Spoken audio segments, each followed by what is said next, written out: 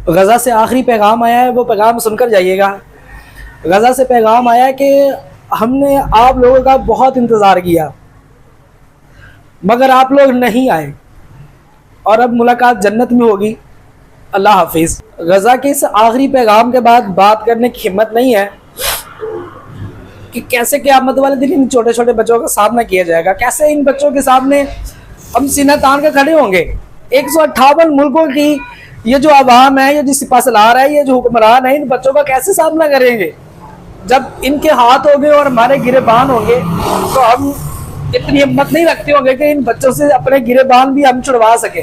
मेरा अकाउंट उड़ता है तो उड़ जाए, मेरा पेज बैन होता है तो हो जाए, मेरा सब कुछ, यहां तक कि मैं भी गजा के इन छोटे छोटे बच्चों पे कुर्बान जाऊं, इनके कदमों पे कुर्बान जाऊं, इनके आंसुओं पे कुर्बान जाऊं, इनकी बहादुरी पे कुर्बान जाऊं। और मैं नहीं, ये तमाम के तमाम बच्चे ये असल में आजाद हैं और हम 158 मुल्कों में रहने वाले तमाम मुसलमान गुलाम हैं। ये बच्चे 158 मुल्कों में रहने वाली अवाम से बहादुर हैं, हुक्मरानों से बहादुर हैं, सिपा सलारों से बहादुर हैं। हम समझते थे कि सिर्फ हम आजाद हैं, गजा और फलस्तीन वाले लोग हैं वो गुलाम हैं, मगर अब ये पता चलता है कि सिर्फ गजा और फलस्तीन के मुसलमान वहीं के लोग आजाद हैं, बाकी सब गुलाम हैं। हमारे अंदर इतनी गैरत नहीं है कि हम लोग गजा और फलस्तीन के हक में बात भी कर सकें, उनकी वीडियोस को शेयर कर सकें, उनकी बात कर सकें, सिर्फ इस वजह से कि हमारे अकाउंट बैन ना हो जाए, हमारे फेसबुक पेज ना उड़ जाए। यार उड़ जाए, मेरा पेज बैन होता है तो हो जाए, मेरा सब कुछ कुर्बान इन छोटे छोटे बच्चों के कदमों पे कुर्बान जाऊं कि इनके अंदर कितनी हिम्मत है, कितना हौसला है कि ये अपना घर छोड़ने को तैयार नहीं है। और एक हम लोग हैं कि हम यहूदी मसनूआत का बाइकआउट ही नहीं कर सके। इनके खिलाफ कोई एक्शन लेना, इनके खिलाफ कोई बात करना तो दरकिनार, हम लोग इनकी मसनूआत का बाइकआउट ही नहीं कर सके। इतने बेहिस और बुज़दिल कौम है हम।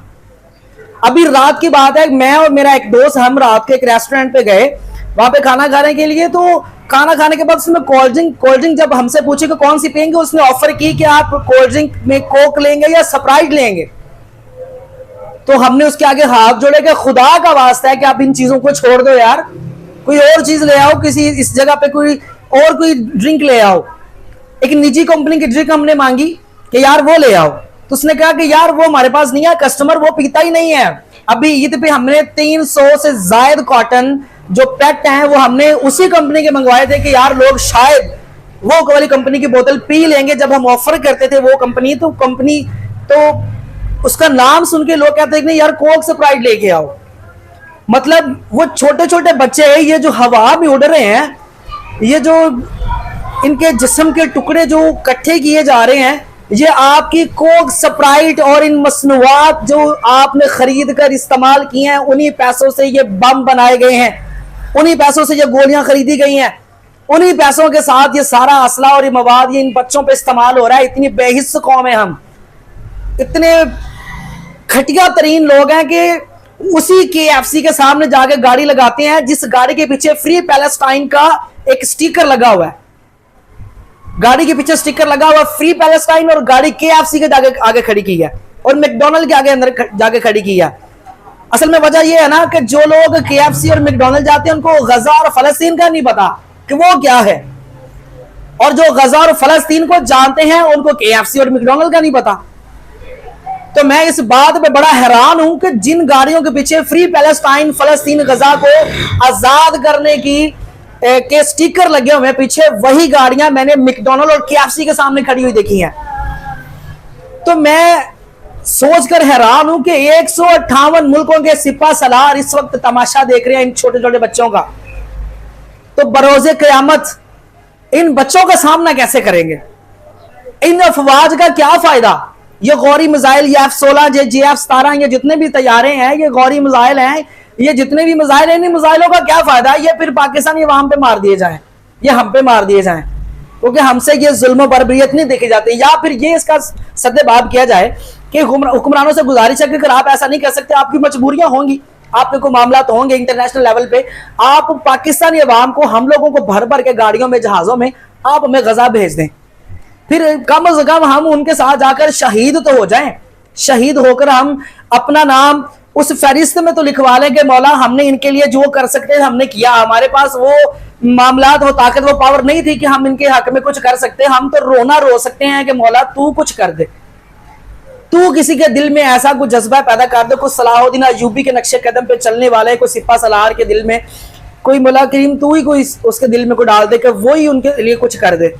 वरना 158 मुल्कों का इत्तेहाद हो, एक छोटा सा इसराइल सफा हस्से से मिटा दिया जाता अगर सारे मुल्क इकट्ठे होकर कर सकते हैं। मगर क्या है कि आज हम फलस्तीन और गजा को देख रहे हैं, कल को हमारी बारी भी आएगी, डेफिनेटली आएगी। तमाशा देखने वाले का भी तमाशा बन जाता है और बनेगा, ऐसा होगा। आज पहले हम सोचते थे कि यार जब वाकया करबला हुआ था तो गुफे वाले कैसे तमाशा देख रहे थे कि आले नबी के साथ इतना कुछ हो गया, तो ये सब कैसे उन्होंने देखा। आज ये गजा में देखकर महसूस होता है और पता चलता है कि जैसे आज हम कूफे वालों की सुन्नत अदा कर रहे हैं, जैसे आज गजा के साथ हो रहा है और हम देख रहे हैं, ऐसे ही जब करबला में हुआ था तो कूफे वाले भी देख रहे थे, वो बाकी सब मुसलमान भी देख रहे, वो भी मुसलमान थे। हम भी वैसे ही मुसलमान हैं कि हम इनके मसनूआत का बाइकाट भी नहीं कर सके और गजा में जो हो रहा है हम सिर्फ तमाशा देख रहे हैं।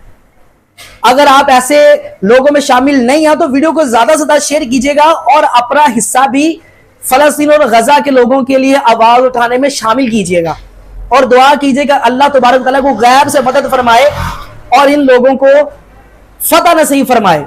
वीडियो को ज्यादा शेयर करना आपका फर्ज है अगर आप फलस्तीन और गजा के हक में बात करना चाहते हैं और अपना पैगाम देना चाहते हैं। बहुत शुक्रिया। अस्सलाम वालेकुम।